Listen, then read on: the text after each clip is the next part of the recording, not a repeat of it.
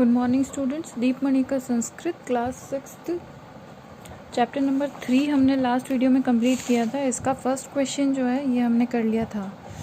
अब हमें ख वाले क्वेश्चन से स्टार्ट करना है। इसमें देखिए एक पदेन उत्तरद अर्थात एक पद में उत्तर दो। जैसे एग्जाम्पल दे रखा है आपको, कह पठती, कौन पढ़ता है, तो कह पठती। अब देखिए पठती के साथ में क्या लिखा हुआ है, छात्रः, तो आंसर क्या हो गया इसका, छात्रः पठती। अब देखिए के लिखतः, अब लिखतः वाली किस में यूज़ हो रही है, ये देखिए लिखतः, तो छात्रे लिखतः, तो इसका आंसर क्या हो गया, छात्रे लिखतः। अब इसी तरह से फर्स्ट देखिए कौ पठतः, कौन पढ़ते हैं, ये द्विवचन है तो इसमें भी कौन सा आएगा, द्विवचन वाला, ये वाला, तो छात्रौ पठतः, तो आंसर क्या हो गया इसका, छात्रौ। कह कूर्दती, कौन कूदता है, तो अब ये देखिए कूर्दती एक वचन है तो वानरः कुर्दती, वानरः कुर्दती। इसी तरह से के नृत्यन्ति, कौन नाचती हैं या नाचते हैं, बालिकाः नृत्यन्ति, बालिकाएं नाचती है। इसी तरह से का विकसन्ति, क्या विकसित होती है, तो यहाँ देखिए कलिकाः विकसन्ति, कलियाँ विकसित होती है। इसी तरह से कानी चलन्ति, क्या चलते हैं, तो यहाँ पे देखिए चलंती बहुवचन है तो व्यजनानी चलंती, जो क्रिया होती है कर्ता भी उसी का आता है। चलंती के साथ में आप व्यजनम नहीं लिख सकते, मतलब जिसके साथ में जो क्रिया, अगर आपकी क्रिया बहुवचन की है तो आपका जो कर्ता है वो भी किसका होगा, बहुवचन का होगा। इसी तरह से नेक्स्ट देखिए किम अस्ति, क्या है। अब अस्ति देखिए, अस्ति स्तः संति, अस्ति होता है एक वचन के लिए, स्त होता है द्विवचन के लिए और ये होता है बहुवचन के लिए। तो आपको दे रखा है अस्ति, तो आपको अस्ति जो होता है एक वचन का रूप है तो आपको एक वचन वाला लिखना पड़ेगा। तो एक वचन का क्या है इसमें, पुस्तकम, तो इसका आंसर हो जाएगा पुस्तकम अस्ति। इसमें मैंने आपको पूरा आंसर दे दिया, आपको वन वर्ड ही लिखने, सिर्फ ये आगे के वर्ड ही लिखना है ना, ये आपका आंसर हो गया। नेक्स्ट आ जाइए आप क्वेश्चन नंबर घ पर। अब देखिए इसमें आपको एक वचन रूप, द्विवचन रूप और बहुवचन रूप लिखने हैं। अब देखिए ये आपको इस इंडेक्स से करने हैं। ये देखिए मैंने आपसे ये बोला था बनाने के लिए, छात्रः छात्रौ छात्राः, ये हो गया आपका पुल्लिंग का, ठीक है। छात्रा छात्रे छात्राः, ये हो गया आपका स्त्रीलिंग का, और पुस्तकम पुस्तके पुस्तकानि, ये हो गया आपका नपुंसकलिंग का। अब इसी के अकॉर्डिंग आपके ये रूप चलेंगे। पुष्पम, पुष्पम जो है नपुंसकलिंग है तो क्या हो जाएगा, पुष्पम पुष्पे पुष्पाणि। इसी तरह से अध्यापिका क्या है, स्त्रीलिंग, तो इसका अध्यापिका अध्यापिके अध्यापिकाः।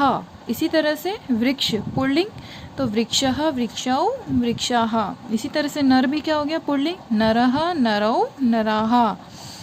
लता क्या हो गया, स्त्रीलिंग, तो स्त्रीलिंग की तरह चलेंगे इसके, लता लते लताः। इसी तरह से फल जो हो गया वो नपुंसकलिंग हो गया तो फलम फले फलानी। इस तरह से इसके रूप चलेंगे। ये पूरा आपका इस इंडेक्स पर बेस है, आपको ये पता होना चाहिए बिल्कुल, और इस इंडेक्स को आपको लर्न करनी है, इस टेबल को।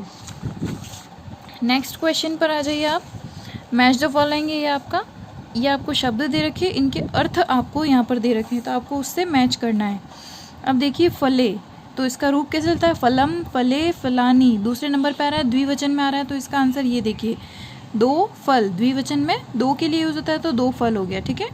नेक्स्ट देखिए कोकिला, एक वचन है ये तो एक कोयल। फिर हस्तौ, दो हाथ, द्विवचन का रूप है ये तो दो हाथ ही आपका यहाँ पर 3 नंबर। फिर है वानराः, अनेक बंदर, वानरः वानरौ वानराः, ये बहुवचन हो गया आपका तो अनेक बंदर आपका ये रहा नंबर 4।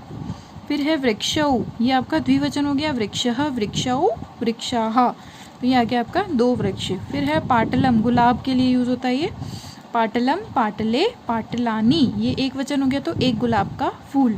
फिर इसी तरह से शुकः, शुकः होता है तोता, तो एक तोता, शुकः शुकौ शुकाः, एक तोता, नंबर 7 ये रहा आपका एक तोता।